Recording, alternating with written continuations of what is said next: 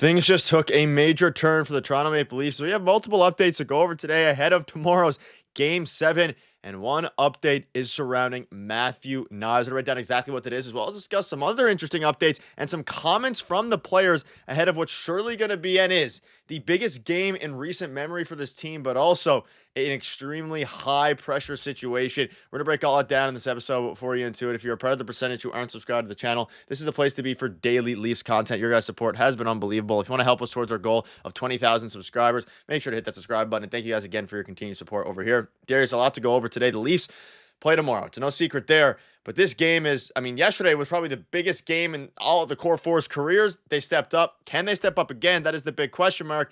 But they might have to do so without Matthew Knies. You can see here, of course, Austin Matthews had an insane goal yesterday. But one of the big things that was kind of, overshadowed, or people skipped by, rather, was Matthew Knies, and he still needs further, and this just dropped, an hour or so ago, further evaluation following the hit tonight. There's no confirmation yet in his availability for Game 7. Now, this was, of course, the initial update last night, but then this morning another update dropped basically saying, hey, this is still an uncertain situation, and there is no guarantee that he plays in Game 7 tomorrow. And here's the exact update for you while it dropped just a little bit ago, moments ago here. I haven't seen him today, so I don't have an update for you right now. I will today, though, at some point for sure how he's doing, and we've got to proceed and how we're going to proceed forward with him. So this is an hour or two ago this dropped. There's a ton of things here, and the biggest piece of news from this, info that dropped an hour ago, uncertainty, and this kind of reminds me of the Anthony Stolarz situation. I'll be very different, similar in the way that they're speaking. Well, I just don't know if they have an update yet. I'm sure they kind of know what it is, but they just don't know how it's going to react tomorrow. And I think they're going to make a decision tomorrow. And it's going to be the type of thing where I don't think we're going to get an update until, he pops up at morning skate or he's not at morning skate and they say he's in or out of the lineup tomorrow morning. So it's going to be interesting to keep tabs on that. But to me, again, I'm not a doctor, but it looked like it was a hip issue, maybe his back, lower back, something like that. Because then he was missing time on the power play. He's a net front guy. Obviously, you don't want to get hit in the back if you're, in front of the net on the power play. So again, we don't know exactly what it is, but to me, it looks like something that maybe they could work out on the table. He's not going to be 100% going into Game 7. Nobody really is, but he's going to play. I feel like there's people in this series, players in this series that are probably battling through something that's more significant than that just by looking at it because he finished the game, right? He didn't even go to the room. Like he stayed on the bench.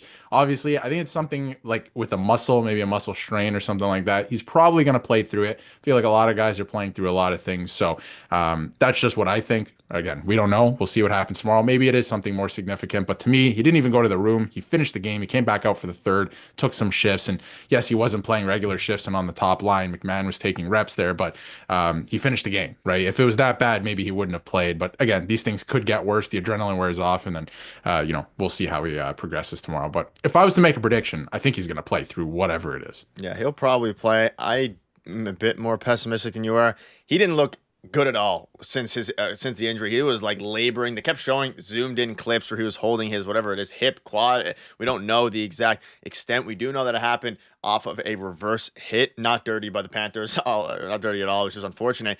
But yeah, he didn't look great. And if he's not 100%, I still like the Leafs' chances of winning Game 7, especially now.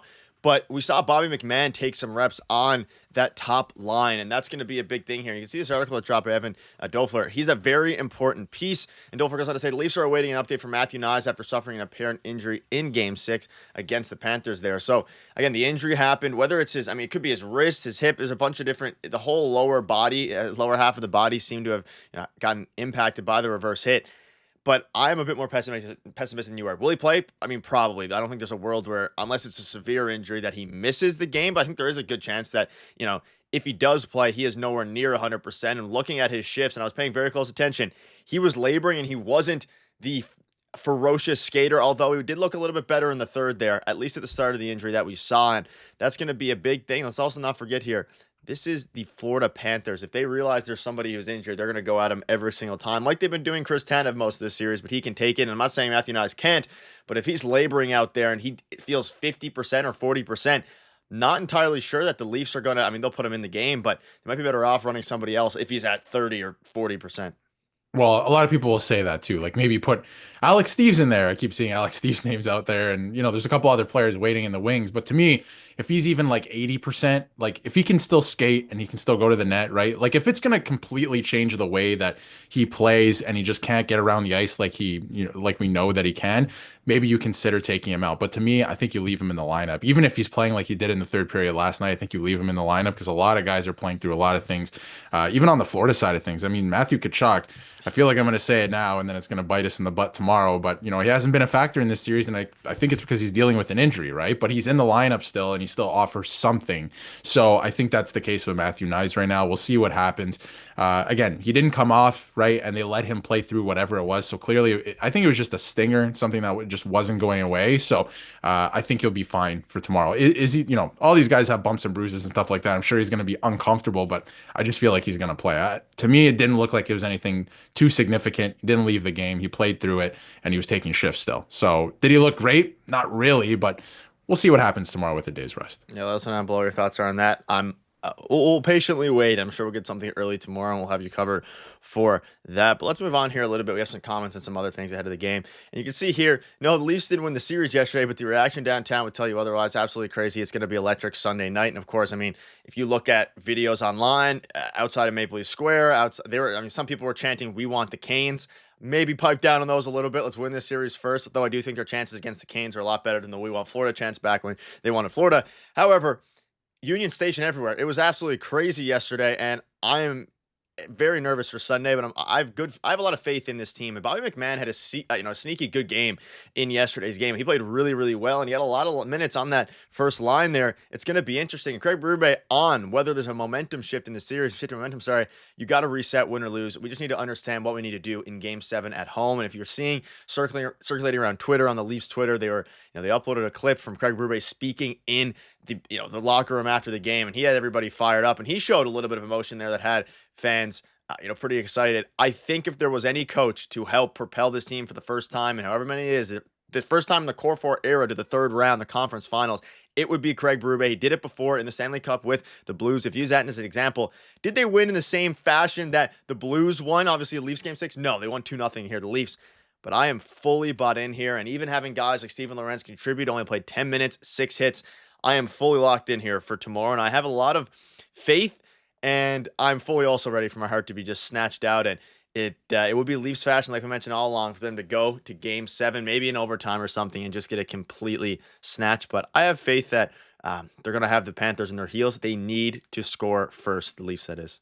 That's the beauty of it. That's the beauty of Game 7. It could go either way. So let's just enjoy it for what it is at this point. Union Station was absolutely rocking last night. And obviously, because there was the viewing party in the arena, which, by the way, $15 tickets. And you can see the real fans were in there because it was loud and electric. So that was cool to see some videos from that. But then, people watching outside of Maple Leaf Square, like it was absolutely just electric. So if they win this Game 7, first time in the Core 4 era, you're going on to the third round. Like, obviously, people are going to be excited. And like I've been saying the last couple of days, you know what? Let's just enjoy this for what it is at this point because we know things would change if they lose this round, right? So we have so much time to talk about that stuff, discuss that stuff, be mad about it, right? In a moment. Let it sit until after Sunday if they do lose. But I have faith in this team right now that they can get it done. They have a great opportunity in front of them. And for me, am I going to be nervous watching Game 7? Absolutely. I think a lot of people will be because, of course, we all want the Leafs to win. But I know in the back of my head, like, yeah, okay, things might change if they lose this round. And I'm kind of okay with that too. We can talk about that later. Enjoy this for what it is. Let's hope they win Game 7. I think that they can if they play the way that they played last night. Everybody engaged, everybody on board. And like you said, that video of Craig Berube coming out and just like you could run through a wall for that guy. And then at the end of the video, Benoit was singing Wonderwall with the updated lyrics with Joseph Wool. So just, the Leafs have a song now. You can't lose if you have a song in the playoffs, if everyone's singing a song about the team. So I think everyone's feeling pretty good after that one. That's for sure. It's shifted things and they have an opportunity to change the entire narrative in 3 periods. So it's gonna be electric on Sunday. Yeah, hopefully they can do that. A couple other things quickly before I wrap up. New comment here from Matthew. Awesome, Matthew's not Matthew Knies. We're ready. We're excited. Today was a big step for us to rebound from the other night, and we're playing a good team. We knew it was going to be a long series, and of course, everybody's ready. Everybody's excited. Max Pat's ready. We're going to war. Everything's on the line from Craig Berube, and it's going to be a very, very exciting game. We're going to be keeping you guys up to date all the way until what the end of the season and of course into the off season every single day, videos from now till whenever. But tomorrow, that's the focus now. We'll keep you up to date. We'll probably have another video for you today, so make sure to stay tuned for that. We'll see you guys later.